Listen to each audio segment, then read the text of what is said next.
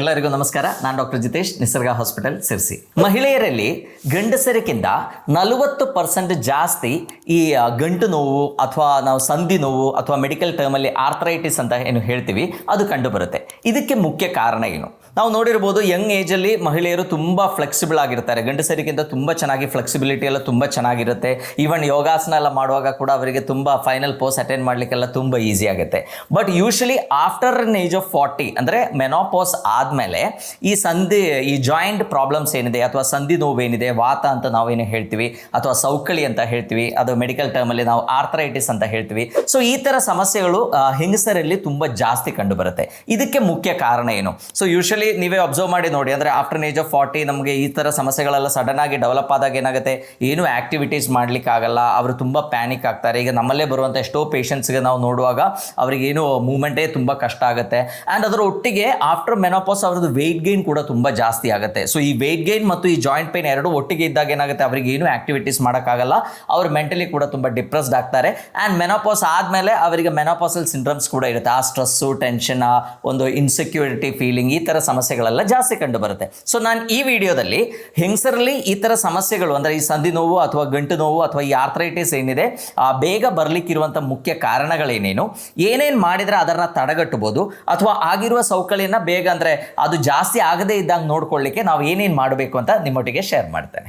ಮಹಿಳೆಯರಲ್ಲಿ ಈ ಸೌಕಳಿ ಈ ಥರ ಸಮಸ್ಯೆಗಳು ಜಾಸ್ತಿ ಮೆನೋಪಾಸ್ ಆದಮೇಲೆ ಕಂಡು ಬರಲಿಕ್ಕಿರೋ ಮುಖ್ಯ ಕಾರಣ ಏನು ಅಂದರೆ ಅವರ ಬಾಡಿಯಲ್ಲಿ ಈ ಈಸ್ಟ್ರೋಜನ್ ಲೆವೆಲ್ಸ್ ಏನಿದೆ, ಫೀಮೇಲ್ ಸೆಕ್ಸ್ ಹಾರ್ಮೋನ್ ಈಸ್ಟ್ರೋಜನ್ ಏನಿದೆ, ಅದು ಆಫ್ಟರ್ ಮೆನೋಪಾಸು ಕಡಿಮೆ ಆಗ್ತಾ ಬರ್ತದೆ. ಸೊ ಈಸ್ಟ್ರೋಜನ್ ಏನಿದೆ ಅದಕ್ಕೆ ಅವರ ಬಾಡಿಯನ್ನು ಪ್ರೊಟೆಕ್ಟ್ ಮಾಡಲಿಕ್ಕೆ ಭಾಳಷ್ಟು ರೋಲ್ಸ್ ಇದೆ. It place a very major roll. ಎಷ್ಟೋ ಫೀಮೇಲ್ಸ್ಗೆ ಅಂದರೆ ಹೆಂಗಸರಲ್ಲಿ ಅವರದ ಹೆಲ್ತನ್ನು ಪ್ರೊಟೆಕ್ಟ್ ಮಾಡುವ ರೋಲ್ ಈಸ್ಟ್ರೋಜನ್ಗಿದೆ. ಸೊ ಏನಾಗುತ್ತೆ, ಯೂಶಲಿ ಈಸ್ಟ್ರೋಜನ್ ಲೆವೆಲ್ಸ್ ಚೆನ್ನಾಗಿದ್ದಾಗ, ನಾನು ಹೇಳಿದ್ದೇನೆ ಯಂಗ್ಸ್ಟರ್ಸಲ್ಲಿ ಲೈಕ್ ಯಂಗ್ ಏಜಲ್ಲಿ ಲೇಡೀಸಲ್ಲಿ ಜಾಯಿಂಟ್ ಸಮಸ್ಯೆಗಳಿರಲ್ಲ, ಅವರಿಗೆ ಫ್ಲೆಕ್ಸಿಬಿಲಿಟಿ ಜಾಸ್ತಿ ಇರುತ್ತೆ, ತುಂಬ ಚೆನ್ನಾಗಿರ್ತಾರೆ. ಬಟ್ ಆಫ್ಟರ್ ಮೆನೋಪಾಸ್ ಈ ಸಮಸ್ಯೆಗಳೆಲ್ಲ ಸ್ಟಾರ್ಟ್ ಆಗುತ್ತೆ. ಸೊ ಈಸ್ಟ್ರೋಜನ್ ಇದ್ದಾಗ ಈಸ್ಟ್ರೋಜನ್ಗೆ ನಮ್ಮ ಈ ಜಾಯಿಂಟ್ಸ್ ಏನಿದೆ, ಮಹಿಳೆಯರಲ್ಲಿ ಜಾಯಿಂಟ್ಸಲ್ಲಿ ಇರುವಂಥ ಈ ಕಾರ್ಟಿಲೇಜ್ ಏನಿದೆ ಅದರ ಮಧ್ಯದಲ್ಲಿರುವಂಥ ಈ ನಮಗೆ ಗೊತ್ತಿ ಎರಡು ಮೂಳೆಗಳೇನಿದೆ ಅದರದ್ದು ಆರ್ಟಿಕ್ಯುಲರ್ ಸರ್ಫೇಸ್ ಅಂತ ಹೇಳ್ತೀವಿ. ಎರಡು ಮೂಳೆ ತಿಕ್ಕುವಂಥ ಆ ಏರಿಯಾ ಏನಿದೆ ಅಲ್ಲಿ ಕಾರ್ಟಿಲೇಜ್ ಇರುತ್ತೆ. ಸೊ ಈ ಕಾರ್ಟಿಲೇಜ್ ಹೆಲ್ತ್ ಇಂಪ್ರೂವ್ ಮಾಡಲಿಕ್ಕೆ, ಅದರದ್ದೊಂದು ಆ ಕುಷನಿಂಗ್ ಎಫೆಕ್ಟ್ ಏನಿದೆ ಅದು ಚೆನ್ನಾಗಿ ಮೇಂಟೈನ್ ಮಾಡಲಿಕ್ಕೆ, ಅದರಲ್ಲಿ ಸೆಲ್ಸ್ ಏನಿದೆ ಅದು ರೀಜನರೇಟ್ ಆಗಲಿಕ್ಕೆಲ್ಲ estrogen plays a very major roll.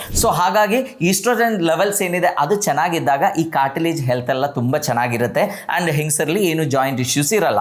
But ಏನಾಗುತ್ತೆ, ಮೆನೋಪಾಸ್ ಆದಮೇಲೆ ಈ ಈಸ್ಟ್ರೋಜನ್ ಲೆವೆಲ್ಸ್ ಎಲ್ಲ ಕಡಿಮೆ ಆಗುವಾಗ ಈ ಕಾರ್ಟಿಲೇಜ್ ರೀಜನರೇಷನ್ ಚೆನ್ನಾಗಾಗಲ್ಲ. ಕಾರ್ಟಿಲೇಜ್ ಮೇಲೆ ಈಸ್ಟ್ರೋಜನ್ಗೆ ಇರುವಂಥ ಆ ಪ್ರೊಟೆಕ್ಷನ್ ಏನಿದೆ ಅದು ಕಡಿಮೆ ಆಗುತ್ತೆ. ಸೊ ಡಿಜನರೇಷನ್ ಸ್ಟಾರ್ಟ್ ಆಗುತ್ತೆ. ಸೊ ಹಾಗಾಗಿ ಸೌಕಳಿ ಬೇಗ ಆಗುವಂಥ ಸಾಧ್ಯತೆ ಇದೆ.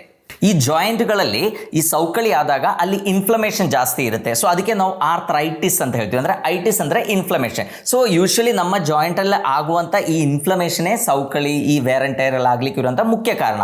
ಸೊ ಈ ಈಸ್ಟ್ರೋಜನ್ ಏನು ಮಾಡುತ್ತೆ, ಈ ಇನ್ಫ್ಲಮೇಷನ್ಗೆ ಕಾರಣ ಆಗುವಂಥ ಕೆಮಿಕಲ್ಸ್ ಏನಿದೆ ಅದನ್ನು ಇನ್ಹಿಬಿಟ್ ಮಾಡುತ್ತೆ. ಅಂದರೆ ಆ ಯಂಗ್ ಏಜಲ್ಲಿ ನಮ್ಮ ಈಸ್ಟ್ರೋಜನ್ ಲೆವೆಲ್ಸ್ ಎಲ್ಲ ತುಂಬ ಚೆನ್ನಾಗಿದ್ದಾಗ ಈ ಸೌಕಳಿ ಅಂದರೆ ಜಾಯಿಂಟಲ್ಲಿ ಆಗುವಂಥ ಇನ್ಫ್ಲಮೇಷನ್, ಅಲ್ಲಿ ಆಗುವಂಥ ಊತ, ಅಲ್ಲಿ ಆಗುವಂಥ ರೆಡ್ನೆಸ್, ಪೇನ್ ಎಲ್ಲ ಏನಿದೆ ಅದು ಮೇನ್ಲಿ ಆಕ್ಟಿವೇಟ್ ಮಾಡುವಂಥ ಕೆಮಿಕಲ್ಸ್ ಏನಿರುತ್ತೆ ಅದನ್ನ ಇದು ಇನ್ಹಿಬಿಟ್ ಮಾಡುತ್ತೆ. ಸೊ ಹಾಗಾಗಿ ಜಾಯಿಂಟ್ ಇನ್ಫ್ಲಮೇಷನ್ನ ಕಡಿಮೆ ಮಾಡಲಿಕ್ಕೆ oestrogen plays a very major role. So menopause ಆದಮೇಲೆ ಏನಾಗುತ್ತೆ, ಈ ಈಸ್ಟ್ರೋಜನ್ ಲೆವೆಲ್ ಕಡಿಮೆ ಆಗುತ್ತೆ, ಅವಾಗ ಜಾಯಿಂಟಲ್ಲಿ ಇನ್ಫ್ಲಮೇಷನ್ ಸ್ಟಾರ್ಟ್ ಆಗುತ್ತೆ, ನಮಗೆ ಆರ್ಥರೈಟಿಸ್ ಡೆವಲಪ್ ಆಗುತ್ತೆ. ನಮ್ಮ ಸೈನೋವಿಯಲ್ ಜಾಯಿಂಟ್ಸ್ ಏನಿದೆ ಅದು ಮೇನ್ಲಿ ಮಂಡಿ ಇರ್ಬೋದು, ನಮ್ಮ ಶೋಲ್ಡರ್ ಜಾಯಿಂಟ್ಸ್ ಇರ್ಬೋದು. ಸೊ ಇದರೊಳಗೆ ಒಂದು ಫ್ಲೂಯಿಡ್ ಇರುತ್ತೆ, ಇದನ್ನು ನಾವು ಸೈನೋವಿಯಲ್ ಫ್ಲೂಯಿಡ್ ಅಂತ ಹೇಳ್ತೀವಿ. ಈ ಸೈನೋವಿಯಲ್ ಫ್ಲೂಯಿಡ್ ಚೆನ್ನಾಗಿದ್ರೆ ಮಾತ್ರ ಅಲ್ಲಿ ಲೂಬ್ರಿಕೇಶನ್ ಚೆನ್ನಾಗಾಗುತ್ತೆ, ಆ ಜಾಯಿಂಟ್ಗೆ ಬೇಕಾಗಿರುವಂಥ ಪೌಷ್ಟಿಕಾಂಶಗಳೆಲ್ಲ ಸಿಗುತ್ತೆ. ಸೊ ಯೂಶಲಿ ಏನಾಗುತ್ತೆ, ಈ ಈಸ್ಟ್ರೋಜನ್ ಲೆವೆಲ್ಸ್ ಕಡಿಮೆ ಆದಾಗ ಈ ಸೈನೋವಿಯಲ್ ಫ್ಲೂಯಿಡ್ ಏನಿದೆ ಅದು ಕೂಡ ಕಡಿಮೆ ಆಗುವಂಥ ಸಾಧ್ಯತೆ ಇದೆ. ಅಂದರೆ ಈಸ್ಟ್ರೋಜನ್ ಚೆನ್ನಾಗಿದ್ದಾಗ ಈ ಸೈನೋವಿಯಲ್ ಫ್ಲೂಯಿಡ್ ಪ್ರೊಡಕ್ಷನ್ ಎಲ್ಲ ಏನಿದೆ ಹೆಂಗಸರಲ್ಲಿ ತುಂಬ ಚೆನ್ನಾಗಿರುತ್ತೆ.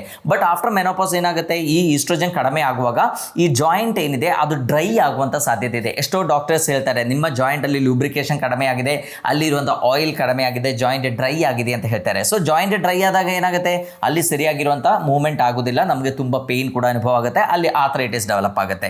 ಸೊ ಈ ಥರ ಪ್ರತಿಯೊಂದು ನಮ್ಮ ಸೈನೋವಿಯಲ್ ಜಾಯಿಂಟ್ ಇರುವ ಸೈನೋವಿಯಲ್ ಫ್ಲೂಯಿಡ್ ಇರ್ಬೋದು, ಅಲ್ಲಿರುವಂಥ ಕಾರ್ಟಿಲೇಜ್ ಹೆಲ್ತ್ ಇರ್ಬೋದು, ಅಲ್ಲಿರುವಂಥ ಇನ್ಫ್ಲಮೇಷನ್ನ ತಡೆಗಟ್ಟೋದಿರ್ಬೋದು, ಈ ಥರ ಎಲ್ಲ ಆಕ್ಟಿವಿಟೀಸ್ ಮಾಡಿ ಮಹಿಳೆಯರಲ್ಲಿ ಅವರ ಜಾಯಿಂಟನ್ನು ಪ್ರೊಟೆಕ್ಟ್ ಮಾಡೋ ರೋಲ್ ಯಾರಿಗಿದೆ, ಈಸ್ಟ್ರೋಜನ್ಗಿದೆ. ಸೊ ಹಾಗಾಗಿ ಮೆನೋಪಾಸ್ ಆದಮೇಲೆ ಈಸ್ಟ್ರೋಜನ್ ಲೆವೆಲ್ಸ್ ಕಡಿಮೆ ಆಗುವಾಗ ಈ ಥರ ಸಮಸ್ಯೆಗಳೆಲ್ಲ ಬೇಗ ಡೆವಲಪ್ ಆಗುತ್ತೆ. ಈವನ್ ನಮ್ಮ ಇಮ್ಯೂನ್ ಸಿಸ್ಟಮ್ ಕೂಡ ರೆಗ್ಯುಲೇಟ್ ಮಾಡುವಂಥ ಕೆಪಾಸಿಟಿ ಈ ಈಸ್ಟ್ರೋಜನ್ಗಿದೆ. ನೀವು ಅಬ್ಸರ್ವ್ ಮಾಡಿರ್ಬೋದು, ಎಷ್ಟೋ ಮಹಿಳೆಯರಲ್ಲಿ ಆಫ್ಟರ್ ಏಜ್ ಆಫ್ ಮೆನೋಪಾಸು ಅವರಿಗೆ ತುಂಬ ಜಾಯಿಂಟ್ ಪೇನ್ ಡೆವಲಪ್ ಆಗುತ್ತೆ, ಅಂದರೆ ಸಣ್ಣ ಸಣ್ಣ ಜಾಯಿಂಟ್ಸಲ್ಲೆಲ್ಲ ಪೇನ್ ಡೆವಲಪ್ ಆಗುತ್ತೆ.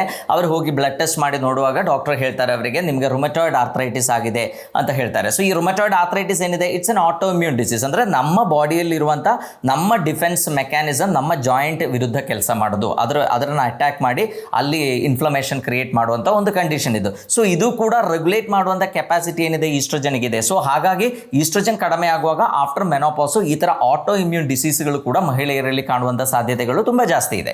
ಎರಡನೇ ಮುಖ್ಯ ಕಾರಣ ಅಂದರೆ ಮಹಿಳೆಯರಲ್ಲಿ ಈ ಬೋನ್ ಡೆನ್ಸಿಟಿ ಏನಿದೆ, ನಮಗೆ ಗೊತ್ತು ನಮ್ಮ ಮೂಳೆಗಳು ಗಟ್ಟಿಯಾಗಿರಬೇಕು ಅಂದರೆ ಅದರೊಳಗೆ ಒಳ್ಳೆ ಮಿನರಲ್ ಡೆಪಾಸಿಟ್ ಇರಬೇಕು. ಸೊ ನಾವು ಎಷ್ಟೋ ಸಲ ಆ ಮೂಳೆಗಳಲ್ಲಿ ನೋವು ಸ್ಟಾರ್ಟ್ ಆದಾಗ ಅಥವಾ ಜಾಯಿಂಟ್ ಪೇನ್ ಎಲ್ಲ ಸ್ಟಾರ್ಟ್ ಆದಾಗ ನಾವು ಬೋನ್ ಡೆನ್ಸಿಟಿ ಟೆಸ್ಟ್ ಮಾಡ್ಕೊಂಡು ಬಂದಾಗ ಆ ಡಾಕ್ಟರ್ ಹೇಳ್ತಾರೆ ನಿಮಗೆ ಓಸ್ಟಿಯೋಪೊರೋಸಿಸ್ ಆಗಿದೆ ಅಥವಾ ನಿಮ್ಮ ಬೋನಲ್ಲಿ ಬೋನ್ ಗಟ್ಟಿ ಇಲ್ಲ, ಮೂಳೆಗಳು ಗಟ್ಟಿ ಇಲ್ಲ, ಅದರಲ್ಲಿ ಮಿನರಲ್ ಡೆಪಾಸಿಟ್ಸ್ ತುಂಬ ಕಡಿಮೆ ಇದೆ ಅಂತ ಹೇಳ್ತಾರೆ. ಸೊ ಯೂಶಲಿ ಮಹಿಳೆಯರಲ್ಲಿ ಗಂಡಸರಿಗೆ ಕಂಪೇರ್ ಮಾಡಿದರೆ ಆಫ್ಟರ್ ಎ ಸರ್ಟೈನ್ ಏಜ್, ಒಂದು 40 ಇಯರ್ಸ್ ಎಲ್ಲ ಆದಮೇಲೆ ಈ ಬೋನ್ ಡೆನ್ಸಿಟಿ ಏನಿದೆ ಆಲ್ಮೋಸ್ಟ್ 1.5 ಪಟ್ಟು ಜಾಸ್ತಿ ಬೇಗ ಅಂದರೆ ಸ್ಪೀಡ್ ಆಗಿ ಕಡಿಮೆ ಆಗ್ತಾ ಬರ್ತದೆ. ಆ್ಯಂಡ್ ನಮಗೊತ್ತು ಗಂಡಸರಿಗೂ ಹೆಂಗಸರಿಗೂ ಕಂಪೇರ್ ಮಾಡಿ ನೋಡುವಾಗ ಬೋನ್ ಡೆನ್ಸಿಟಿ ಯೂಶಲಿ ಗಂಡಸರಲ್ಲಿ ಜಾಸ್ತಿ ಇರುತ್ತೆ, ಮಹಿಳೆಯರಲ್ಲಿ ಕಂಪ್ಯಾರಿಟಿವ್ಲಿ ಸ್ವಲ್ಪ ವೀಕರ್ ಬೋನ್ ಇರುತ್ತೆ, ಅಲ್ಲಿ ಬೋನ್ ಡೆನ್ಸಿಟಿ ಕೂಡ ಕಡಿಮೆ ಇರುತ್ತೆ. And at the same time after age of 40 ಏನಾಗುತ್ತೆ, ನನಗೆ ಹೇಳ್ದಂಗೆ ಈಸ್ಟ್ರೋಜನ್ ಚೇಂಜಸ್ ಇರ್ಬೋದು ಅಥವಾ ನ್ಯಾಚುರಲಿ ಕೂಡ ಅವರದ್ದು ಬೋನಲ್ಲಿ ಇರುವಂಥ ಆ ಒಂದು ಗಟ್ಟಿ ಅಂತ ನಾವೇನು ಹೇಳ್ತೀವಲ್ಲ ಎಷ್ಟು ಗಟ್ಟಿ ಇರ್ತದೆ, ಆ ಡೆನ್ಸಿಟಿ ಏನಿದೆ ಅದು ಕಡಿಮೆ ಆಗ್ತಾ ಬರ್ತದೆ. ಸೊ ಬೋನ್ ಡೆನ್ಸಿಟಿ ಕಡಿಮೆ ಆದಾಗ ಆಟೋಮೆಟಿಕ್ಲಿ ನಮ್ಮ ಜಾಯಿಂಟ್ ಮೇಲೆ ಜಾಸ್ತಿ ಒತ್ತಡ ಆಗುತ್ತೆ, ನಮಗೆ ಸೌಕಳಿ ಎಲ್ಲ ಬೇಗ ಬರುತ್ತೆ.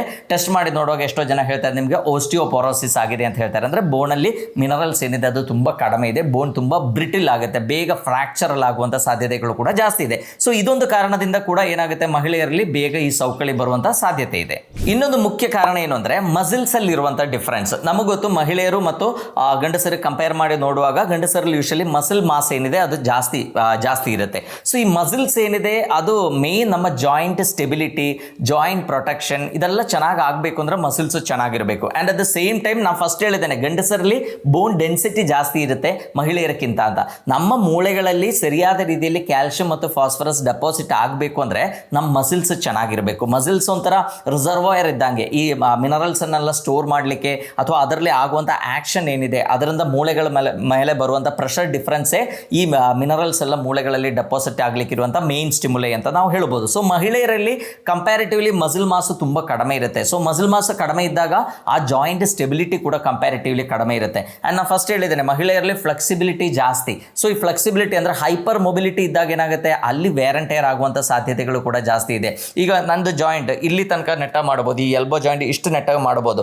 ಈಗ ಅದು ಇದಕ್ಕಿಂತ ಜಾಸ್ತಿ ಹೋದರೆ ಏನಾಗುತ್ತೆ ಅಲ್ಲಿ ಮೂವ್ಮೆಂಟ್ ರೇಂಜ್ ಜಾಸ್ತಿ ಇರುತ್ತೆ, but at the same time ಅಲ್ಲಿ ಇಂಜುರಿ ಆಗುವಂಥ ಸಾಧ್ಯತೆಗಳು ಕೂಡ ಜಾಸ್ತಿ ಇರುತ್ತೆ. ಸೊ ಈ ಮಹಿಳೆಯರಲ್ಲಿ ಈ ಫ್ಲೆಕ್ಸಿಬಿಲಿಟಿ ಗಂಡಸರಿಗೆ ಕಂಪೇರ್ ಮಾಡಿದರೆ ಜಾಸ್ತಿ ಇರುತ್ತೆ. ಸೊ ಹಾಗಾಗಿ ಅವರಿಗೆ ಇಂಜುರಿ ಆಗುವಂಥ ಸಾಧ್ಯತೆಗಳು ಜಾಸ್ತಿ ಇದೆ.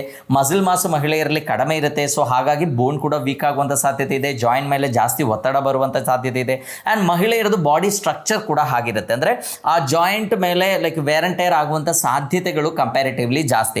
ಯೂಶಲಿ ಮಹಿಳೆಯರಲ್ಲಿ ಪೆಲ್ವಿಸ್ ಏನಿದೆ ಅದು ಕಂಪ್ಯಾರಿಟಿವ್ಲಿ ವೈಡರ್ ಇರುತ್ತೆ. ಸೊ ವೈಡ್ ಪೆಲ್ವಿಸ್ ಇದ್ದಾಗ ಏನಾಗುತ್ತೆ ನಮ್ಮ ಮೊಣಕಾಲು ಏನಿದೆ ಕಂಪ್ಯಾರಿಟಿವ್ಲಿ ಒಳಗಿರುತ್ತೆ. ಸ್ವಲ್ಪ ಗಂಡಸರಿಗೆ ಕಂಪೇರ್ ಮಾಡಿದರೆ ಮಹಿಳೆಯರದು ಮೊಣಕಾಲು ಏನಿದೆ ಇನ್ನೂ ಸ್ವಲ್ಪ ಬಾಡಿ ವೈಡ್ ಆಗಿರೋದ್ರಿಂದ, ಪೆಲ್ವಿಸ್ ವೈಡ್ ಆಗಿರೋದ್ರಿಂದ ಸ್ವಲ್ಪ ಒಳಗೆ ಇರುತ್ತೆ. ಸೊ ಅದರ ಮೇಲೆ ಒತ್ತಡ ಬರುವಂಥ ಸಾಧ್ಯತೆ ಏನಿದೆ ಕಂಪ್ಯಾರಿಟಿವ್ಲಿ ಜಾಸ್ತಿ ಇದೆ. ಆ್ಯಂಡ್ ಅದರೊಟ್ಟಿಗೆ ಮಹಿಳೆಯರಲ್ಲಿ ಪ್ರೆಗ್ನೆನ್ಸಿ ಟೈಮು ಈ ಟೈಮಲ್ಲೆಲ್ಲ ವೆಯ್ಟ್ ಗೇನ್ ತುಂಬ ಜಾಸ್ತಿ ಆಗುತ್ತೆ. ಈವನ್ ಆಫ್ಟರ್ ಮೆನೋಪಾಸ್ ಅಂತೂ ತುಂಬ ಜಾಸ್ತಿ ವೆಯ್ಟ್ ಗೇನ್ ಆಗುತ್ತೆ. ಸೊ ಈ ಥರ ಸಮಸ್ಯೆಗಳಿದ್ದಾಗ ಏನಾಗುತ್ತೆ ಅವರದ್ದು ವೇರ್ ಆ್ಯಂಡ್ ಟೇರ್ ಏನಿದೆ ತುಂಬ ಜಾಸ್ತಿ ಆಗುತ್ತೆ, ಅವರಿಗೆ ಬೇಗ ಸೌಕಳಿ ಬರುವಂಥ ಸಾಧ್ಯತೆಗಳಿದೆ.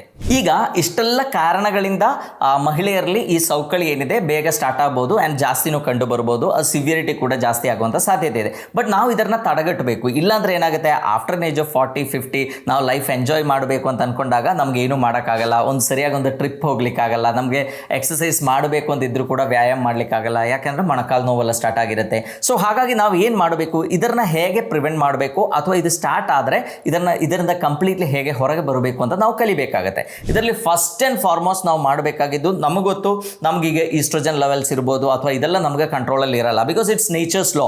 ಆಫ್ಟರ್ ಮೆನೋಪಾಸ್ ಏನಾಗುತ್ತೆ ನಮ್ಮ ಈಸ್ಟ್ರೋಜನ್ ಲೆವೆಲ್ಸ್ ಎಲ್ಲ ಕಡಿಮೆ ಆಗುತ್ತೆ. ಸೊ ಅದರಿಂದ ಬರುವಂಥ ಸಮಸ್ಯೆಗಳು ನಮಗೆ ಬಂದೇ ಬರುತ್ತೆ, ಅದು ಪ್ರಕೃತಿದು ನಿಯಮ, ನಮಗೇನು ಮಾಡೋಕ್ಕಾಗಲ್ಲ.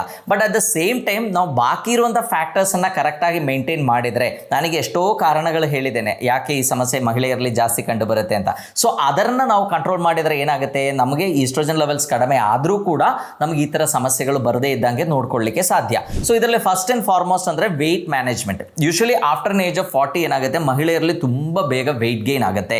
ಸೊ ನಮಗೆ ಆ ಮೆನೋಪಾಸಲ್ ಸಿಂಡ್ರಮ್ಸ್ ಮಹಿಳೆಯರಲ್ಲಿ ಈಗ ಕಂಡು ಬರುವಾಗಲೇ ಏನು ಮಾಡಬೇಕು, ಇಮ್ಮಿಡಿಯೇಟ್ಲಿ ನಾವು ಎಕ್ಸಸೈಸಸ್ಸು ಅಥವಾ ನಮ್ಮ ಡಯಟನ್ನೆಲ್ಲ ರೆಸ್ಟ್ರಿಕ್ಟ್ ಮಾಡಿಕೊಂಡು ನಮ್ಮ ವೆಯ್ಟನ್ನು ನಾವು ಕಂಟ್ರೋಲ್ ಮಾಡಲೇಬೇಕಾಗತ್ತೆ. ನಾನು ಫಸ್ಟ್ ಹೇಳಿದ್ದೇನೆ, ನಮ್ಮ muscle mass plays a very major role. So usually ಎಷ್ಟೋ ಹೆಂಗಸರು ಹೇಳೋದು ನೀವು ಕೇಳಿರ್ತೀರಾ, ಅಂದರೆ ನಾನು ಏನೂ ತಿನ್ನಲ್ಲ, ನಾನು ಇಷ್ಟೇ ತಿಂದರೆ ಸಾಕು ನನ್ನ ತೂಕ ಜಾಸ್ತಿ ಆಗುತ್ತೆ ಅಂತ ಹೇಳ್ತಾರೆ. ಸೊ ಅದಕ್ಕೆ ಮುಖ್ಯ ಕಾರಣ ಏನು ಅಂದರೆ, ಆಫ್ಟರ್ ಸರ್ಟೆನ್ ಏಜ್, ಒಂದು 40 ಇಯರ್ಸ್ ಆದಮೇಲೆ ನಮ್ಮ ಈ ಮಹಿಳೆಯರಲ್ಲಿ ಏನಾಗುತ್ತೆ, ಅವ್ರದ್ದು ಫ್ಯಾಟ್ ಡೆಪಾಸಿಟ್ ಏನಿದೆ ಅದು ಜಾಸ್ತಿ ಆಗ್ತಾ ಹೋಗ್ತದೆ. ಅವ್ರದ್ದು ಮೆಟಬಾಲಿಕ್ ರೇಟ್ ಏನಿದೆ ಅದು ಕಂಪ್ಯಾರಿಟಿವ್ಲಿ ತುಂಬ ಕಡಿಮೆ ಇರುತ್ತೆ. ಸೊ ಆ್ಯಂಡ್ ಆಲ್ರೆಡಿ ಅವರಿಗೆ ಮಸಲ್ ಮಾಸು ತುಂಬ ಕಡಿಮೆ ಇರುತ್ತೆ. ಸೊ ಮಸಲ್ಸ್ ಚೆನ್ನಾಗಿದ್ದರೆ ನಾವು ತಗೊಳ್ಳುವಂಥ ಆಹಾರದಲ್ಲಿ ಇರುವಂಥ ಕ್ಯಾಲರಿ ಏನಿದೆ ಅದು ಬಾಡಿ ಯೂಟಿಲೈಸ್ ಮಾಡುತ್ತೆ. ಮಸಲ್ಸೇ ಆಲ್ರೆಡಿ ತುಂಬ ಕಡಿಮೆ ಇದ್ದಾಗ ಏನಾಗುತ್ತೆ, ನಾವು ಇಷ್ಟೇ ಆಹಾರ ತಗೊಂಡ್ರೂ ಕೂಡ ಅದು ಮಹಿಳೆಯರಲ್ಲಿ ಏನಾಗುತ್ತೆ, ಫ್ಯಾಟ್ ಆಗಿ ಕನ್ವರ್ಟ್ ಆಗಿ ನಮ್ಮ ಬಾಡಿಯಲ್ಲಿ ಸ್ಟೋರ್ ಆಗುತ್ತೆ. ಸೊ ಹಾಗಾಗಿ ಬಾಡಿ ವೆಯ್ಟ್ ಜಾಸ್ತಿ ಆಗುತ್ತೆ. ಬಾಡಿ ವೆಯ್ಟ್ ಜಾಸ್ತಿ ಆಗ್ತಾ ಹೋದಂಗೆ, ನಾ ಫಸ್ಟ್ ಹೇಳಿದ್ದೇನೆ, ಮೊಣಕಾಲು ಕಂಪ್ಯಾರಿಟಿವ್ಲಿ ಸ್ವಲ್ಪ ಒಳಗೆ ಇರುತ್ತೆ ಮಹಿಳೆಯರದು, ಪೆಲ್ವಿಸ್ ಬ್ರಾಡ್ ಆಗಿರುತ್ತೆ. ಸೊ ಮಂಡಿ ಮೇಲೆ ಜಾಸ್ತಿ ಒತ್ತಡ ಬೀಳುತ್ತೆ. ಸೊ ಈ ಮಂಡಿದು ಒಳಭಾಗ ಏನಿದೆ, ನಾವು ಏನು ಮೀಡಿಯಲ್ ಸೈಡ್ ಅಂತ ಏನು ಹೇಳ್ತೀವಿ, ಅಲ್ಲಿ ಬೇಗ ಸೌಕಳಿ ಸ್ಟಾರ್ಟ್ ಆಗಿಬಿಡುತ್ತೆ. ಸೊ ಹಾಗಾಗಿ may be at the age of ಒಂದು 35-36 ಆಗುವಾಗಲೇ ಮಹಿಳೆಯರು ಏನು ಮಾಡಬೇಕು, ಜಾಸ್ತಿ ವ್ಯಾಯಾಮಕ್ಕೆ ಕಾನ್ಸಂಟ್ರೇಟ್ ಮಾಡಬೇಕು. ಎಲ್ಲ ನೀ ಸ್ಟ್ರೆಂಥನಿಂಗ್ ಎಕ್ಸಸೈಸಸ್ ಇರ್ಬೋದು, ಎಲ್ಲ ಜಾಯಿಂಟ್ ಸ್ಟ್ರೆಂಥನಿಂಗ್ ಎಕ್ಸಸೈಸ್ಗಳೆಲ್ಲ ರೆಗ್ಯುಲರ್ಲಿ ಮಾಡ್ಕೋಬೇಕು. ಆ್ಯಂಡ್ ಅದರೊಟ್ಟಿಗೆ ರೆಸಿಸ್ಟೆಡ್ ಎಕ್ಸಸೈಸ್ ಮಾಡಬೇಕು. ನಾವು ನೋಡ್ತೀವಿ ಎಷ್ಟೋ ಜನ ವಾಕಿಂಗ್ ಹೋಗ್ತಾರೆ, ಬೆಳಗ್ಗೆ 1 ತಾಸು 2 ತಾಸು ವಾಕಿಂಗ್ ಮಾಡೋರು ಎಷ್ಟೋ ಜನ ಇದ್ದಾರೆ, ಬಟ್ ಅವ್ರದ್ದು ವೆಯ್ಟ್ ಏನು ಚೆನ್ನಾಗಿ ಕಂಟ್ರೋಲ್ ಆಗ್ತಾ ಇಲ್ಲ. ಸೊ ಅದೇನಾಗುತ್ತೆ, ಬಾಡಿಗೂ ಒಂದು ಅಡ್ಜಸ್ಟಿಂಗ್ ಮೆಕ್ಯಾನಿಸಮ್ ಇದೆ. ನಾವು ರೆಗ್ಯುಲರ್ಲಿ ಬೆಳಗ್ಗೆ ವಾಕಿಂಗ್ ಹೋಗುವಾಗ ಬಾಡಿ ಏನು ಮಾಡುತ್ತೆ, ಬಾಡಿಗೆ ಗೊತ್ತು ಹೇಗೆ ಕಡಿಮೆ ಖರ್ಚಲ್ಲಿ ಮ್ಯಾಕ್ಸಿಮಮ್ ರಿಸಲ್ಟ್ ಬೇಕು, ಅಥವಾ ಹೇಗೆ ಕಡಿಮೆ ಖರ್ಚಲ್ಲಿ ಮ್ಯಾಕ್ಸಿಮಮ್ ವಾಕಿಂಗ್ ಮಾಡಬೇಕು ಅಂತ ಬಾಡಿ ಕಲಿಯುತ್ತೆ. ಸೊ ಹಾಗಾಗಿ ಏನಾಗುತ್ತೆ, ನಾವು ವಾಕಿಂಗ್ ಮಾಡಿದರೂ ಕೂಡ ಅದು ಅಷ್ಟೊಂದು ಎಫೆಕ್ಟಿವ್ ಇರಲ್ಲ. ಬಟ್ ಯಾವಾಗಲೂ ನಮ್ಮ ಬಾಡಿ ವೆಯ್ಟ್ ಮ್ಯಾನೇಜ್ ಆಗಬೇಕು ಅಂದರೆ ಬರೀ ವ್ಯಾಯಾಮ ಒಂದೇ ಅಲ್ಲ, ವ್ಯಾಯಾಮದೊಟ್ಟಿಗೆ ಆಹಾರ ವೆರಿ ಇಂಪಾರ್ಟೆಂಟ್. ಆ್ಯಕ್ಚುಲಿ ಬರೀ ಒಂದು 20% ವ್ಯಾಯಾಮ ಅಂದರೆ ನಮ್ಮ ವೆಯ್ಟ್ ಕಂಟ್ರೋಲ್ ಮಾಡಲಿಕ್ಕೆ, ನಾನು ಹೇಳೋದು ಆರೋಗ್ಯಕ್ಕಲ್ಲ, ಆರೋಗ್ಯಕ್ಕೆ ವ್ಯಾಯಾಮ place a very major roll. But ನಮ್ಮ ವೆಯ್ಟ್ ಕಂಟ್ರೋಲ್ ಮಾಡಲಿಕ್ಕೆ ವ್ಯಾಯಾಮ ಏನಿದೆ ಅದು 20% ರೋಲ್ ಅಷ್ಟೇ ಬೇರ್ ಮಾಡುತ್ತೆ. ಬಾಕಿ ಇರುವಂಥ 80% ಏನಿದೆ ನಾವು ತಗೊಳ್ಳುವ ಆಹಾರದ ಮೇಲೆ ಇರುತ್ತೆ. ಸೊ ನೀವೇನು ಮಾಡಬೇಕು ಮಹಿಳೆಯರು, ಆಫ್ಟರ್ ಏಜ್ ಆಫ್ 35 ಏನು ಮಾಡಬೇಕು, ರೆಸಿಸ್ಟೆಡ್ ಎಕ್ಸಸೈಸ್ ಮಾಡಬೇಕು. ಈಗ ನೀವೇನು ಹೆದರಬೇಡಿ, ಜಿಮ್ಗೆ ಹೋಗಿ ವರ್ಕೌಟ್ ಮಾಡಿದ್ವಿ ಅಂತ ಹೇಳಿ ಗಂಡಸರ ಥರ ಮಸಲ್ಸು ಅದೆಲ್ಲ ಜಾಸ್ತಿ ಬರುವುದಿಲ್ಲ, ಅದರದ್ದು body nature actually. So but ನಾವೇನು ಮಾಡಬೇಕು, ಮೇ ಬಿ ಒಂದು ಮಿನಿಮಮ್ ವೆಯ್ಟ್ಸ್ ತಗೊಂಡು, may be 2 to 3 kgs dumbbells ತಗೊಂಡು ರೆಗ್ಯುಲರ್ ಎಕ್ಸಸೈಸ್ ಮಾಡುವಾಗ ನಮ್ಮ ಮಸಲ್ ಮಾಸ್ ಇಂಪ್ರೂವ್ ಆಗುತ್ತೆ, ಮಸಲ್ದು ಟೋನ್ ಇಂಪ್ರೂವ್ ಆಗುತ್ತೆ, ಮಸಲ್ ಪವರ್ ಇಂಪ್ರೂವ್ ಆಗುತ್ತೆ. ಸೊ ಇದೆಲ್ಲ ಇಂಪ್ರೂವ್ ಆಗ್ತಾ ಹೋದಂಗೆ ಏನಾಗುತ್ತೆ, ನಮ್ಮ ಮೂಳೆಗಳು ಕೂಡ ಗಟ್ಟಿ ಆಗುತ್ತೆ. ನೀವೇ ಅಬ್ಸರ್ವ್ ಮಾಡಿ ನೋಡಿ, ಈಗ ಯಾರಾದರೂ ಜಿಮ್ಗೆ ಹೋಗೋ ಹುಡುಗರು ಅವ್ರ ಕೈ ಹೇಗೆ ಇಟ್ಕೊಳ್ತಾರೆ ನೋಡಿ, ಕೈ ಒಂದು ಸ್ವಲ್ಪ ಫ್ಲೆಕ್ಸ್ಡ್ ಇರುತ್ತೆ, ಕೈ ನಮ್ಮ ಥರ ಹಿಂಗೆ ಇಷ್ಟು ಸ್ಟ್ರೈಟ್ ಆಗಿರಲ್ಲ, ಸ್ವಲ್ಪ ಫ್ಲೆಕ್ಸ್ಡ್ ಆಗಿರುತ್ತೆ. ಅವ್ರು ನೋಡುವಾಗಲೇ ನಮಗೆ ಗೊತ್ತಾಗುತ್ತೆ, ಓ ಇವನ್ ಜಿಮ್ಗೆ ಹೋಗ್ತಾನೆ ಅಂತ ಗೊತ್ತಾಗುತ್ತೆ. ಸೊ ಆ ಥರ ಇರುವಾಗ ಏನಾಗುತ್ತೆ, ಅದು ಆ ಜಾಯಿಂಟ್ ಏನಿದೆ ಅದು ಹೈಪರ್ ಎಕ್ಸ್ಟೆಂಡ್ ಆಗಿ ಇಂಜುರಿ ಆಗುವಂಥ ಸಾಧ್ಯತೆಗಳು ಕಡಿಮೆ ಇರುತ್ತೆ. ಸೊ ನಾವು ಜಿಮ್ಗೆ ಹೋಗಿ ಅದೇ ಥರ ನಮ್ಮ ಕಾಲುಗಳದ್ದು ವ್ಯಾಯಾಮ ಎಲ್ಲ ಮಾಡುವಾಗ ಏನಾಗುತ್ತೆ, ನಮ್ಮ ಮೊಣಕಾಲು ಏನಿದೆ ಅದು ಹೈಪರ್ ಎಕ್ಸ್ಟೆಂಡ್ ಆಗಿ ಅಲ್ಲಿ ಇಂಜುರಿ ಆಗುವಂಥ ಸಾಧ್ಯತೆಗಳೇನಿದೆ ತುಂಬ ಕಡಿಮೆ ಆಗುತ್ತೆ. ಸೊ ರೆಗ್ಯುಲರ್ಲಿ ನಮ್ಮ ಮಸಲ್ ಮಾಸನ್ನು ಇಂಪ್ರೂವ್ ಮಾಡಲಿಕ್ಕೆ ನಾವು ಪ್ರಯತ್ನ ಮಾಡಲೇಬೇಕಾಗತ್ತೆ. ಮಸಲ್ ಮಾಸ್ ಎಷ್ಟು ಇಂಪ್ರೂವ್ ಮಾಡ್ತೀರಾ ಅಷ್ಟು ನಿಮ್ಮ ಜಾಯಿಂಟ್ಸ್ ಏನಿದೆ ಅದು ಸ್ಟೇಬಲ್ ಆಗುತ್ತೆ. ನಾವು ನಡೆಯುವಾಗ ಅಥವಾ ನಾವು ಏನಾದರೂ ಆ್ಯಕ್ಟಿವಿಟಿ ಮಾಡುವಾಗ ಕಂಪ್ಲೀಟ್ ಅದರದ್ದು ಒತ್ತಡ ನಮ್ಮ ಜಾಯಿಂಟ್ ಮೇಲೆ ಬಿದ್ದರೆ ಏನಾಗುತ್ತೆ, ಅಲ್ಲಿರುವ ಕಾರ್ಟಿಲೇಜ್ ವೇರ್ ಆ್ಯಂಡ್ ಟೈರ್ ಆಗುತ್ತೆ, ಅಲ್ಲಿರೋದು ಎಲ್ಲ ಸ್ಟ್ರಕ್ಚರ್ಸ್, ಅದು ಲಿಗಮೆಂಟ್ಸ್ ಇರ್ಬೋದು, ಮಿನಿಸ್ಕೆ ಇರ್ಬೋದು, ಈ ಥರ ಎಲ್ಲ ಸ್ಟ್ರಕ್ಚರ್ಸ್ ಮೇಲೆ ಜಾಸ್ತಿ ಒತ್ತಡ ಆಗುತ್ತೆ. But at the same time ನಮ್ಮ ಮಸಲ್ಸ್ ಚೆನ್ನಾಗಿದ್ದರೆ ಏನಾಗುತ್ತೆ, ಒಂದು ನಮ್ಮ ಬಾಡಿ ವೆಯ್ಟ್ ಮ್ಯಾನೇಜ್ ಆಗುತ್ತೆ, ನಾವು ಆಹಾರ ತಗೊಂಡ್ರೂ ಕೂಡ ನಮ್ಮ ಮಸಲ್ಸ್ಗೂ ಎನರ್ಜಿ ಬೇಕು. ಸೊ ಹಾಗಾಗಿ ಮಸಲ್ಸ್ ಅದನ್ನು ತಗೊಳ್ಳೋದ್ರಿಂದ ನಮ್ಮ ಕೊಬ್ಬೇನು ಜಾಸ್ತಿ ಆಗಲ್ಲ, ನಮ್ಮ ಬಾಡಿಯಲ್ಲಿ ಫ್ಯಾಟ್ ಪರ್ಸೆಂಟೇಜ್ ಏನು ಜಾಸ್ತಿ ಆಗಲ್ಲ, ನಾವು ಸ್ಲಿಮ್ ಆ್ಯಂಡ್ ಟ್ರಿಮ್ ಆಗಿ ಮೇಂಟೈನ್ ಮಾಡಲಿಕ್ಕಾಗುತ್ತೆ ನಮ್ಮ ವೆಯ್ಟನ್ನು. So and at the same time ನಮ್ಮ ಜಾಯಿಂಟ್ ಸ್ಟೆಬಿಲಿಟಿ ಜಾಸ್ತಿ ಆಗೋದ್ರಿಂದ ಜಾಯಿಂಟ್ ಮೇಲೆ ಇಂಪ್ಯಾಕ್ಟ್ ಬರಲ್ಲ, ಮಸಲ್ಸ್ ಏನಾಗುತ್ತೆ ಆ ಒತ್ತಡವನ್ನು ಬೇರ್ ಮಾಡುತ್ತೆ. ಸೊ ಜಾಯಿಂಟ್ ಮೇಲೆ ಜಾಸ್ತಿ ಒತ್ತಡ ಆಗದೇ ಇದ್ದಂಗೆ ನೋಡಿಕೊಂಡು ಅಲ್ಲಿ ಆಗುವಂಥ ವೇರ್ ಆ್ಯಂಡ್ ಟೈರ್ನ ತುಂಬ ಚೆನ್ನಾಗಿ ಕಂಟ್ರೋಲ್ ಮಾಡಲಿಕ್ಕೆ ಮಸಲ್ಸ್ ಹೆಲ್ಪ್ ಮಾಡುತ್ತೆ. ಸೊ ಇವತ್ತಿಂದ ಎಲ್ಲರೂ ಏನು ಮಾಡಬೇಕು, ನಿಮ್ಮ 35 ವರ್ಷ ಅಥವಾ ಎಷ್ಟು ಬೇಗ ಮಾಡ್ತೀರೋ ಅಷ್ಟು ಒಳ್ಳೆಯದು. ಸೊ ಒಂದು 35 ವರ್ಷ ಆದವರಾದರೆ ನೀವು ಇಮಿಡಿಯೇಟ್ಲಿ ಜಿಮ್ ಜಾಯ್ನ್ ಆಗಬೇಕು, ಅಥವಾ ಏನಾದರೂ ರೆಸಿಸ್ಟೆಡ್ ಎಕ್ಸಸೈಸ್ ನೀವು ಮನೆಯಲ್ಲೇ ಮಾಡಬೇಕು. ನಿಮ್ಮ ಜಾಯಿಂಟನ್ನು ನೀವು ಸ್ಟೆಬಿಲೈಸ್ ಮಾಡಲೇಬೇಕಾಗತ್ತೆ. ಸೊ ನಮಗೆ ತುಂಬ ಈ ಆರ್ಥರೈಟಿಸ್ ಏನಿದೆ, ನಾವು ಸ್ಟೇಜ್ 1 ಸ್ಟೇಜ್ 2 ಅಂತೆಲ್ಲ ಹೇಳ್ತೀವಿ, ತುಂಬ ಅಡ್ವಾನ್ಸ್ ಆಗಿ ಈಗ 3rd ಸ್ಟೇಜು 4th ಸ್ಟೇಜ್ ಎಲ್ಲ ಆದಮೇಲೆ ನಿಮಗೆ ಎಲ್ಲ ಹೆವಿ ವರ್ಕೌಟ್ ಮಾಡಲಿಕ್ಕೆ ಆಗಲ್ಲ. ಸೊ ಇನಿಷಿಯಲ್ ಸ್ಟೇಜಲ್ಲಿ ಓಕೆ ನನಗೆ ಈಗ ಸ್ಟೆಪ್ ಹತ್ತುವಾಗ ಅಷ್ಟೇ ಪೇಯ್ನ್ ಸ್ಟಾರ್ಟ್ ಆಗ್ತಾ ಇದೆ, ಅವ್ರೇನು ಮಾಡಬೇಕು, ಐಸೋಮೆಟ್ರಿಕ್ ಕಂಟ್ರಾಕ್ಷನ್ ಎಕ್ಸಸೈಸ್ ಮಾಡಿಕೊಂಡು ನಮ್ಮ ಬಾಡಿ ವೆಯ್ಟನ್ನು ಎಲ್ಲ ಕಂಟ್ರೋಲ್ ಮಾಡಿದರೆ ಅಲ್ಲಿಂದ ಒಂದು ಚೂರು ಅದು ಜಾಸ್ತಿ ಆಗದೇ ಇದ್ದಂಗೆ ನೋಡ್ಕೊಳ್ಳಿಕ್ಕೂ ಮತ್ತು ಪೇಯ್ನ್ ಏನಿದೆ ಅದನ್ನು ಕಂಪ್ಲೀಟ್ ಕಡಿಮೆ ಮಾಡಲಿಕ್ಕೂ ಕೂಡ ಸಾಧ್ಯ. ಎರಡನೇದು ಕ್ಯಾಲ್ಶಿಯಂ ಮತ್ತು ವೈಟಮಿನ್ ಡಿ. ಇದು ನಮಗೆಲ್ಲ ಗೊತ್ತು, ಲೇಡೀಸಲ್ಲಿ ಕಾಣುವಂಥ ಮೇನ್ ಪ್ರಾಬ್ಲಮ್ ಏನಂದರೆ ಈ ಥರ ಮಿನರಲ್ಸ್ದು ಡೆಫಿಸಿಟ್. ಅಂದರೆ ವೈಟಮಿನ್ ಡಿ ನಮಗೆ ಗೊತ್ತು, that is a main protein actually, ಅಂದರೆ ಮೇನ್ ವೈಟಮಿನ್. ನಮ್ಮ ಮೂಳೆಗಳಲ್ಲಿ ಕ್ಯಾಲ್ಸಿಯಂ ಡೆಪೋಸಿಷನ್ ಆಗಬೇಕು ಅಂದರೆ ವೈಟಮಿನ್ ಡಿ ನಮಗೆ ಬೇಕು, ಆ್ಯಂಡ್ ಮೆಗ್ನೀಷಿಯಂ ಕೂಡ ತುಂಬ ಚೆನ್ನಾಗಿರಬೇಕು. ಸೊ ನೀವೆಲ್ಲ ಏನು ಮಾಡಬೇಕು, ನಿಮಗೆ ಒಂದು 30 ಇಯರ್ಸ್ ಆದರೆ ನೀವು ರೆಗ್ಯುಲರ್ಲಿ ಪ್ರತಿ ವರ್ಷಕ್ಕೆ 1 ಅಥವಾ 2 ಸಲ ನೀವು ವೈಟಮಿನ್ ಡಿ ಟೆಸ್ಟ್ ಮಾಡ್ಕೊಳ್ಳಿ. ವೈಟಮಿನ್ ಡಿ ಕಡಿಮೆ ಇದ್ದರೆ ಅದಕ್ಕೆ ಸಣ್ಣ exposure is one of the best way. But ಅದೇನಾಗುತ್ತೆ, ನಮಗೆ ಬಿಸಿಲಲ್ಲಿ ಹೋಗಿ ನಿಲ್ಲೋಕ್ಕಾಗಲ್ಲ, ಬಿಕಾಸ್ ಎಲ್ಲರದು ಬ್ಯೂಟಿ ಕೂಡ, ನಮ್ಮ skin complexion also matters. So ಹಾಗಾಗಿ ಏನು ಮಾಡಬೇಕು, ಮಹಿಳೆಯರು ವೈಟಮಿನ್ ಡಿ ಸಪ್ಲಿಮೆಂಟ್ಸನ್ನು ರೆಗ್ಯುಲರ್ಲಿ ತಗೋಬೇಕು. ಅದು ತಗೊಂಡಾಗ ಎಷ್ಟೋ ಜನರಲ್ಲಿ ನಾವು ನೋಡ್ತೀವಿ, ಬ್ಲಡ್ ಟೆಸ್ಟ್ ಮಾಡಿ ನೋಡುವಾಗ ಅವರದ್ದು ವೈಟಮಿನ್ ಡಿ ಲೆವೆಲ್ಸ್ ಏನಿದೆ ಜಸ್ಟ್ 15, 9, 5 ಈ ಥರ ಎಲ್ಲ ಇರುತ್ತೆ. ಸೊ ಅದು ತುಂಬ ಲೈಕ್ ಅವರಿಗೆ ಹೆಲ್ತ್ ವೈಸ್ ತುಂಬ ಪ್ರಾಬ್ಲಮ್ಸ್ ಕ್ರಿಯೇಟ್ ಮಾಡುತ್ತೆ. ಈವನ್ ನಮ್ಮ ಇಮ್ಯುನಿಟಿ ಚೆನ್ನಾಗಿರಬೇಕು, ಇಮ್ಯುನಿಟಿ ಬ್ಯಾಲೆನ್ಸಲ್ಲಿ ಇರಬೇಕು ಅಂದರೂ ಕೂಡ ಈ ವೈಟಮಿನ್ ಡಿ ಬೇಕೇ ಬೇಕಾಗುತ್ತೆ. ಸೊ ಹಾಗಾಗಿ ಮಹಿಳೆಯರು ಏನು ಮಾಡಬೇಕು, ರೆಗ್ಯುಲರ್ಲಿ ವೈಟಮಿನ್ ಡಿಯನ್ನು ಟೆಸ್ಟ್ ಮಾಡಿ, ವೈಟಮಿನ್ ಡಿ ಕಡಿಮೆ ಇದ್ದರೆ ಅದಕ್ಕಿರುವಂಥ ಸಪ್ಲಿಮೆಂಟ್ಸ್ಗಳನ್ನು ತಗೊಂಡು ವೈಟಮಿನ್ ಡಿ ಲೆವೆಲ್ಸನ್ನು ನಾರ್ಮಲ್ ಆಗಿ ಮೇಂಟೈನ್ ಮಾಡಬೇಕು. ಆ್ಯಂಡ್ ಯೂಶಲಿ ಏನಾಗುತ್ತೆ, ನಮ್ಮ ಲೈಕ್ ಬ್ಲಡ್ಡಲ್ಲಿ ಈಗ ಕ್ಯಾಲ್ಶಿಯಮ್, ನಮ್ಮ ಬ್ಲಡ್ಡಲ್ಲಿ ಎಷ್ಟು ಕ್ಯಾಲ್ಶಿಯಂ ಇರಬೇಕು, ನಮ್ಮ ಮೂಳೆಗಳಲ್ಲಿ ಎಷ್ಟು ಕ್ಯಾಲ್ಶಿಯಂ ಇರಬೇಕು, ಇದೆಲ್ಲ ಡಿಸೈಡ್ ಮಾಡೋದು ನಮ್ಮ ಬಾಡಿಯಲ್ಲಿ ಇರುವಂಥ ಕೆಲವು ಹಾರ್ಮೋನ್ಸ್. ಸೊ ಬ್ಲಡ್ಡಲ್ಲಿ ಕ್ಯಾಲ್ಶಿಯಂ ಲೆವೆಲ್ಸ್ ಸ್ವಲ್ಪ ಕಡಿಮೆ ಆದ ಕೂಡಲೇ ಏನಾಗುತ್ತೆ, ನಮ್ಮ ಬೋನ್ ಏನಿದೆ ಅದರಿಂದ ಕ್ಯಾಲ್ಶಿಯಂ ಬ್ಲಡ್ಗೆ ಫ್ಲೋ ಆಗುತ್ತೆ.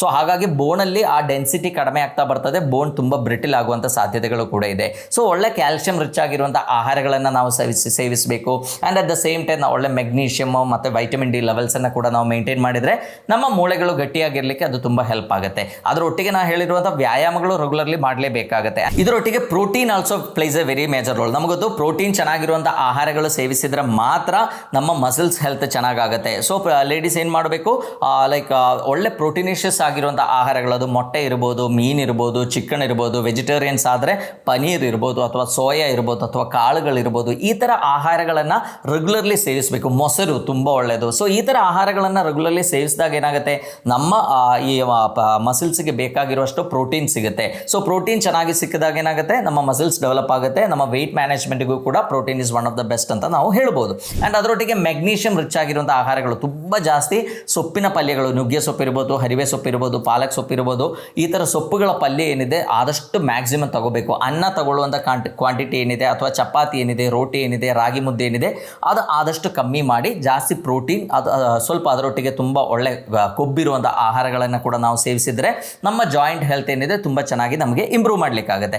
ಅದರೊಟ್ಟಿಗೆ ನಮ್ಮ ಜಾಯಿಂಟ್ ಹೆಲ್ತ್ ಚೆನ್ನಾಗಿರಬೇಕು ಅಂದರೆ ಕೊಲಾಜನ್ ಜಾಸ್ತಿ ಇರುವಂಥ ಆಹಾರಗಳನ್ನು ಕೂಡ ನಾವು ಸೇವಿಸಬೇಕಾಗುತ್ತೆ. ಸೊ ಈ ಕೊಲಾಜನ್ ಅಂತೆಲ್ಲ ಇದ್ದಾಗ marine collagen is one of the best, ಅದು ಸಪ್ಲಿಮೆಂಟ್ ರೂಪದಲ್ಲಿ. ಬಟ್ ಕೊಲಾಜನ್ ಪ್ರೊಡಕ್ಷನ್ ಚೆನ್ನಾಗಿ ಆಗಲಿಕ್ಕೂ ಕೂಡ ಈ ತರಕಾರಿಗಳೇನಿದೆ that plays a very major role. So ತುಂಬ ಚೆನ್ನಾಗಿ ಪ್ರತಿ ದಿವಸ ನಿಮಗೆ ಮೆನೋಪಾಸ್ ಆಯಿತು ಅಂತಾದರೆ ಪ್ರತಿ ದಿವಸ ಒಂದು ಗ್ರೀನ್ ಜ್ಯೂಸನ್ನು ತಗೊಳ್ಳುವಂಥ ಹ್ಯಾಬಿಟನ್ನು ಡೆವಲಪ್ ಮಾಡ್ಕೊಳ್ಳಿ. ಅದು ನುಗ್ಗೆ ಸೊಪ್ಪಿನ ಜ್ಯೂಸ್ ಇರ್ಬೋದು, ಅಥವಾ ವೀಟ್ ಗ್ರಾಸ್ ಗೋಧಿ ಹುಲ್ಲಿನ ರಸ ಇರ್ಬೋದು, ಅಥವಾ ಪಾಲಕ್ ಜ್ಯೂಸ್ ಇರ್ಬೋದು. ಈ ಥರ ಯಾವುದಾದ್ರೂ ಒಂದು ಜ್ಯೂಸ್ ಎಲ್ಲ ತಗೊಂಡಾಗ ಅದರಲ್ಲಿ ನಮ್ಮ ಕೊಲಾಜನ್ ಪ್ರೊಡಕ್ಷನ್ಗೆ ಬೇಕಾಗಿರುವಂಥ ಎಲ್ಲ ಅಮಿನೋ ಆ್ಯಸಿಡ್ಸ್ಗಳು ತುಂಬ ಚೆನ್ನಾಗಿ ಸಿಗುತ್ತೆ. ಆ್ಯಂಡ್ ನಾನ್ ವೆಜಿಟೇರಿಯನ್ಸ್ ಆದರೆ ರೆಗ್ಯುಲರ್ಲಿ ಒಳ್ಳೆ ಕ್ವಾಂಟಿಟಿ ಆಫ್ ನಾನ್ ವೆಜ್ ತಗೊಳ್ಳೋ ಒಂದು ಹ್ಯಾಬಿಟನ್ನು ಕೂಡ ನೀವು ಮಾಡಬೇಕು.